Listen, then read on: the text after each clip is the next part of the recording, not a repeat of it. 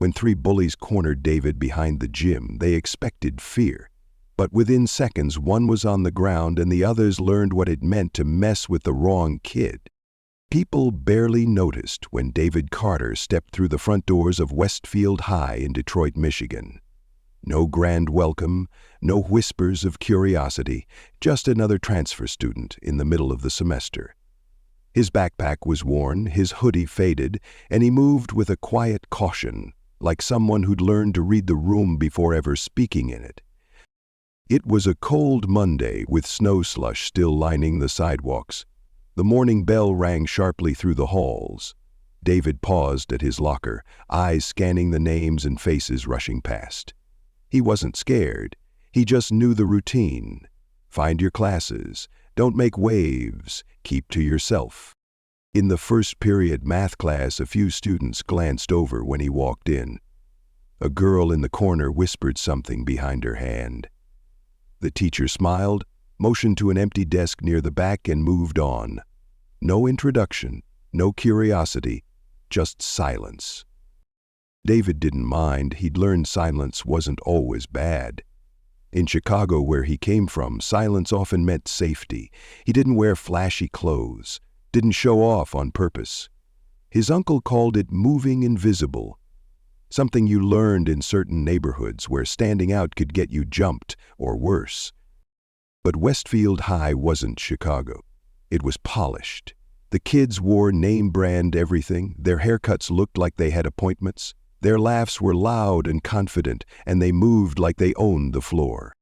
No one outright said anything to David, but he saw the way some looked at his shoes, how a kid in gym class glanced at his second-hand hoodie like it had stains on it. He ate lunch alone on the third day, sitting at a table near the back of the cafeteria with a tray of spaghetti, a banana, and a chocolate milk. Simple, quiet. He chewed slowly, watching, listening. That's when he heard the laugh. "Yo, what is that? Did you bring that from home or something?" David looked up. A tall white boy in a varsity jacket stood a few feet away, smirking. That was Jake Matthews, football co-captain, star tight end, and self-declared king of the junior class. He had two other guys flanking him, both grinning like they were in on a private joke. David didn't respond. "Man's eating like it's the Great Depression," Jake added, loud enough for the nearby tables to hear. Laughter erupted, though not everyone joined in. David kept eating, eyes down. He didn't want trouble, not now. One of Jake's friends, a short kid with a crew cut, leaned over. "You hear me, man? You deaf or just slow?" David looked at him for just a second. Then he blinked, grabbed his milk, and stood up. "I'm done." He walked away, no insults, no scene, just left the tray and moved toward the hallway. It didn't stop there. Later that afternoon, someone shoved his books off his desk in science class. No one claimed it. The teacher didn't notice. Then, after school, someone wrote "charity case" in dry erase marker across his locker. It wiped off easily, but it left a mark. David went home quiet that night, took the No. 12 bus to the edge of town, where his uncle's gym sat behind a tire shop. Inside, the smell of sweat and leather hit his nose before the bell above the door even chimed. Uncle Reggie looked up from wrapping someone's hands. "You all right?" "Yeah," David muttered, "just school." Reggie didn't press. He nodded once, then gestured to the mats. "Let it out. That's what they're for." David didn't say a word. He just changed, stepped on the mat, and hit the pads like they'd said something personal. Hooks, counters, pivots. Clean, fast, focused. He didn't need to brag about what he could do. He just needed to remember who taught him to never let anger lead. But one small act in the cafeteria sets off a chain of events David never meant to start. The cafeteria moment should have been nothing, a dumb joke, a quick jab, one of those things people forget by the next period. But for Jake Matthews, it wasn't about the joke. It was about the reaction, or the lack of one. David hadn't looked scared. He hadn't flinched. He just left, and that made Jake itch. By Friday, David's name was bouncing around the locker rooms. "The new kid's got an attitude," someone said. "Doesn't talk, just stares." They said it like it was a crime. In gym class, David got paired with Jake for basketball drills. The coach barked out the pairings and the boys lined up. David didn't blink when Jake tossed the ball at his chest a little too hard. "Come on, Carter, show me what you got." David bounced the ball once, then twice. "We just passing, right?" "Yeah, just passing." Jake faked a casual stance, but when David passed the ball back, he snapped it like a picture straight into Jake's chest. Dead on, it echoed. Jake blinked. The other boys snickered. "Dang," someone muttered. Jake Matthews gave a tight smile. "All right, cool." That was the moment he decided he didn't like David. After that, it got petty, snide remarks in the hallway, gum stuck in David's locker. One time, someone tripped him near the vending machines. David never responded, never snitched. He just kept moving. But silence in a place like Westfield, that was gasoline. And Jake had a lighter. Lunchtime became a stage. Jake would throw loud jokes David's way from across the room. "You from Detroit, right? You bring your bulletproof vest or leave it at home?" The table laughed. Some kids looked uncomfortable, but no one said anything. David stared at his sandwich. One of the guys at Jake's table, Logan Ferris, leaned over. "Dude, I think he might actually be crazy. Look at him, doesn't even blink." "He's not crazy," Jake replied loud enough to carry across the table. "He's just another hood story waiting to happen." That one got under David's skin. After school, he walked a little faster to the bus stop. He knew how things escalated. He'd seen it, been around it, but this time it felt personal. At home, Uncle Reggie noticed the tension in David's jaw. "You holding something back?" Reggie asked. David nodded slowly. Reggie set down his coffee. "Sometimes holding back is harder than swinging, you know what I mean?" "Yeah." "You're not there to teach anyone a lesson. You're there to graduate, to build something." David looked at his uncle, then looked down at his hands. "I know," Reggie continued, staring at him for a long moment, "but if someone backs you into a corner, you don't let them walk over you either." David didn't answer. He didn't have to. Back at school, the rumors shifted. A new narrative started floating, that David had a record, that he'd been kicked out of his old school, that he'd fought a teacher in 8th grade. None of it was true, but no one cared. In history class, Jake leaned over from behind. "You ever seen a real fight, Carter?" David didn't turn around. "Yeah, I mean up close, not on TV. Blood on the floor kind." David finally glanced over his shoulder. "You don't want that kind." Jake smirked. "Is that a threat?" "It's a warning." That smile faded just a little. But the next day, Jake made a choice. He caught David outside the gym after 6th period. David had headphones in, walking toward the back parking lot, where the late buses waited. Jake and 2 of his friends followed quietly. "Yo, Carter." David turned, pulling out an earbud. "You think you're tough?" "No, I act like it. I act like I want to be left alone." "You don't get to choose that." David's shoulders tensed. "You done?" Jake took one step closer. "Not yet." The bell rang behind them and the hallway spilled out with noise, but this moment stayed frozen. Jake didn't know he was pressing on something that had been trained not to snap, but to strike. The next day was a Friday. Cold wind cut across the Westfield parking lot as students rushed to their buses or rides. David stayed behind, helping Mr. Patel, the custodian, with stacking some old desks near the side exit. He wasn't trying to impress anyone. He just didn't want to be in the crowd.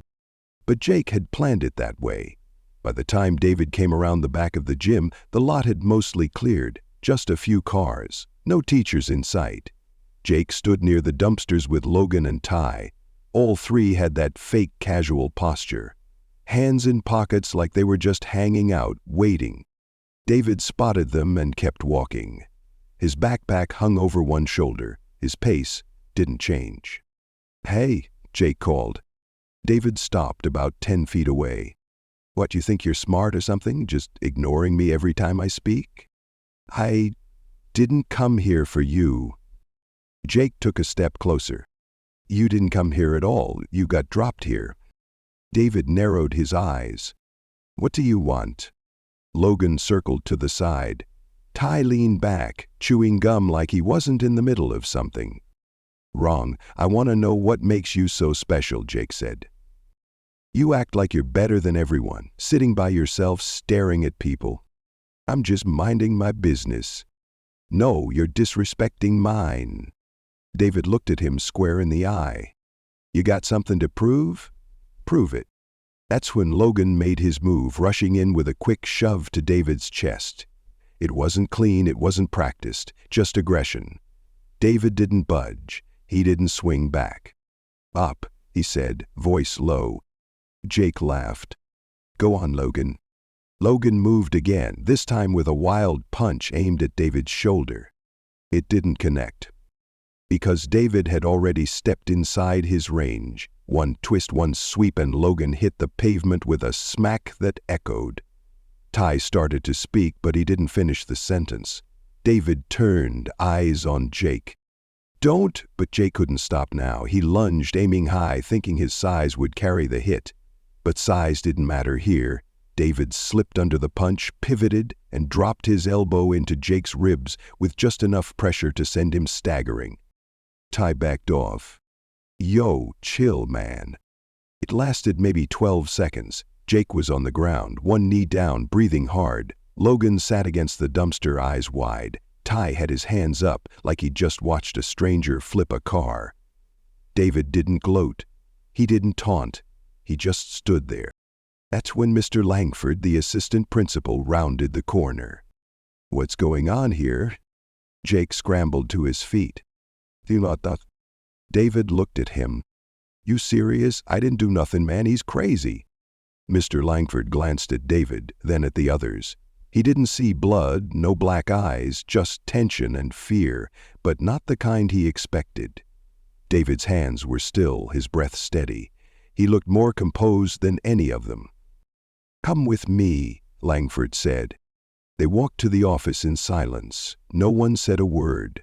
In the waiting room, David sat across from Jake. Logan had already called his dad. Ty said nothing at all. Jake kept muttering under his breath. He's dead. He's done. David didn't even look his way. Inside the principal's office, Mr. Langford stared at David long and hard. Want to tell me what happened? David did. Calm, straightforward, no lies, no sugarcoating. Langford listened, then leaned back in his chair. You're lucky no one's bleeding. David didn't respond. You know we have a zero-tolerance policy, right? I didn't start it. Langford sighed. It doesn't matter who starts it, what matters is who finishes it. David stared at the desk. Then maybe you should talk to the ones who never tried to stop it. Langford blinked for a moment, just a breath. He didn't know what to say. But when the dust settled and a teacher showed up, David wasn't walking away a hero. By Monday, everyone at Westfield High knew the fight had exploded into whispers and sideways glances. David couldn't walk down a hallway without someone stepping aside, not out of respect, but out of weariness. He wasn't the quiet new kid anymore. He was something else now, something to watch. In first period, the guy who used to sit behind him moved to a different seat. During lunch, no one said anything when David walked in. No jokes, no comments, just silence. But that silence felt louder than anything. He took his usual seat in the back, set down his tray, and ate alone, same as before. But now, it was different. Now, they weren't ignoring him. They were avoiding him. Across the room, Jake sat at a crowded table, retelling the story like he was the victim. Dude's psycho, Jake said. Came at us like it was a movie scene. Kicked Logan's legs out like he's Bruce Lee or something. Nobody does that unless they've been in real fights. Ty kept quiet.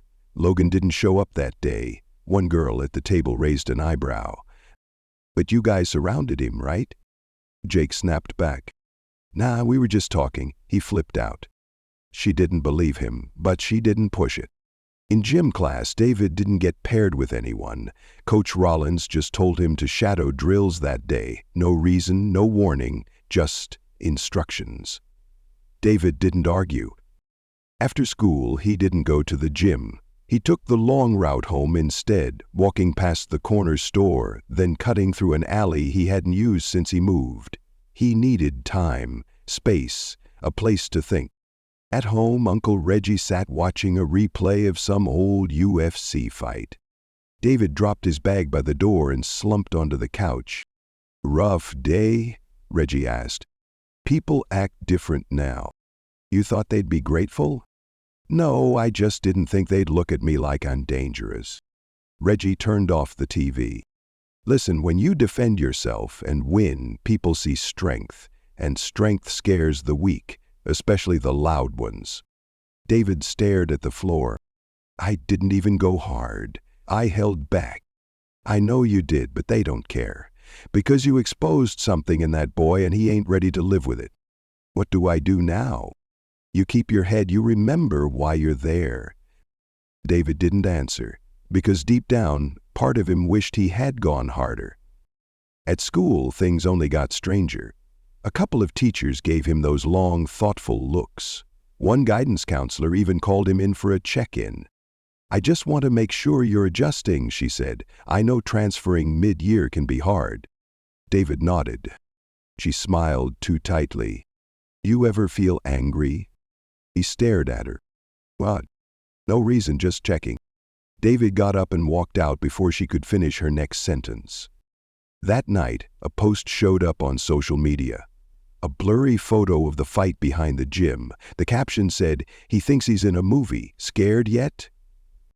It was posted from Jake's burner account. The comments were mixed. "Ew, he dropped Logan like a sack of bricks. Don't mess with that dude." "Nah, something's wrong with him. Why is he even here if he's going to act like that?" David read through every word, not once, not twice, but enough to feel something tighten in his chest. He wasn't ashamed of what he did, but now the story was no longer his. The next morning he walked into school and saw 2 security officers standing by the main entrance. They weren't always there. In homeroom, the principal's voice crackled over the loudspeaker. "All students involved in last week's altercation are currently under review. A formal hearing will be held this Thursday." David didn't react. He just stared straight ahead. A hearing. Now they were making it official. But the storm isn't over, not until Jake tries to rewrite the story. Jake Simmons wasn't used to losing, not on the field, not in class, and definitely not in front of a crowd. That fight behind the gym bruised more than his ribs. It bruised his image, and for a guy like Jake, that was worse than any hit. So he did what people like him always do when they lose control. He lied. It started with whispers to teachers, casual comments about feeling unsafe around David. Then came the rumors. David had been kicked out of 2 schools before Westfield.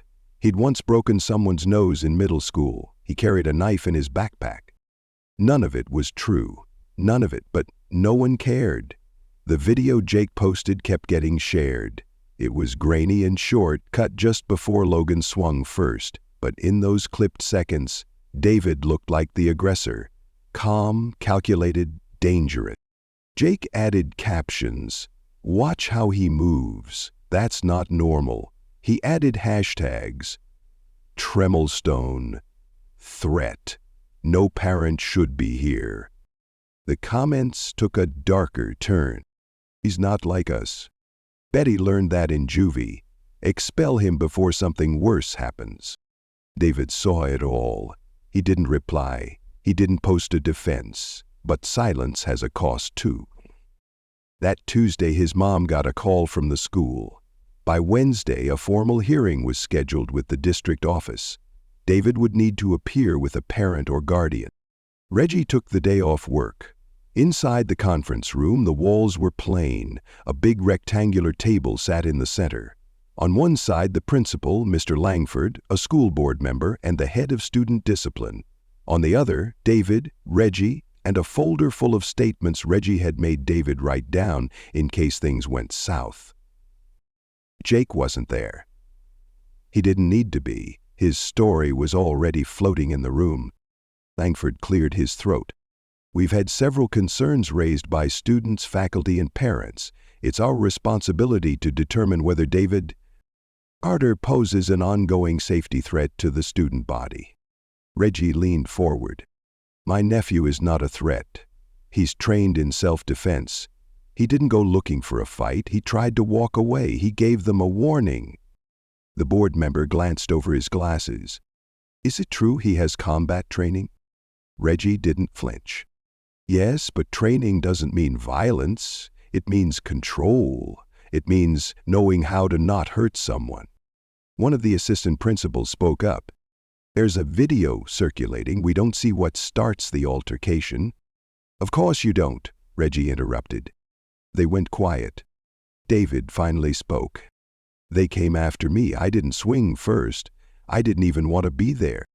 And yet, the board member said, tapping the folder in front of him, we have reports of you being involved in an act of physical aggression. David asked, calm but firm, so what should I have done? Let them beat me. Silence again. Reggie sat back. This ain't just about a fight. It's about what you think my nephew is. You saw a big, quiet black boy who defended himself and assumed he must be the problem. Langford looked uneasy. The board member scribbled something on his notepad. The decision was delayed. They needed more time. Outside, Reggie exhaled slowly. You did good. Doesn't feel like it. They heard you. Might not admit it, but they did. That night, David didn't eat much. He sat on the back steps, looking up at the sky. Everything felt upside down. He did the right thing, and somehow he was still the one under fire. He wondered if there was even a right way to be. But the real turning point came from someone David least expected. Thursday morning was stiff with tension. The hearing decision hadn't come down yet, but everyone at Westfield walked like it already had. David could feel it the moment he stepped inside. He wasn't a student anymore. He was a subject, a rumor in sneakers. He moved through the hallway like fog, present but untouched. Some students stared, some whispered. Others just looked away. By lunch, the usual table in the back felt colder than normal. David picked at his food. He was halfway through his apple when someone slid into the seat across from him, a white girl with short auburn hair and big glasses. Quiet. David recognized her from a couple of classes. Always had a sketch pad, always kept to herself. Her name was Delaney Foster.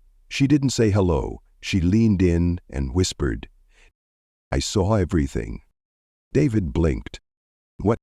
Behind the gym. I was there. I didn't mean to be. I was sketching the dumpsters for a project. I stayed quiet because I didn't want to get dragged into it, but this hearing's not right. David stared. Why are you telling me this now? Because if they expel you over Jake's lie, I'm just as guilty for not speaking up. David paused, unsure if he should even believe her. You're not just messing with me? No, she said, eyes firm. I already told the assistant principal. I'll be at the follow-up hearing. That night, when Reggie came home from work, David told him everything. She's going to testify. Yeah, you trust her? I don't know, but she sounded serious. Reggie nodded.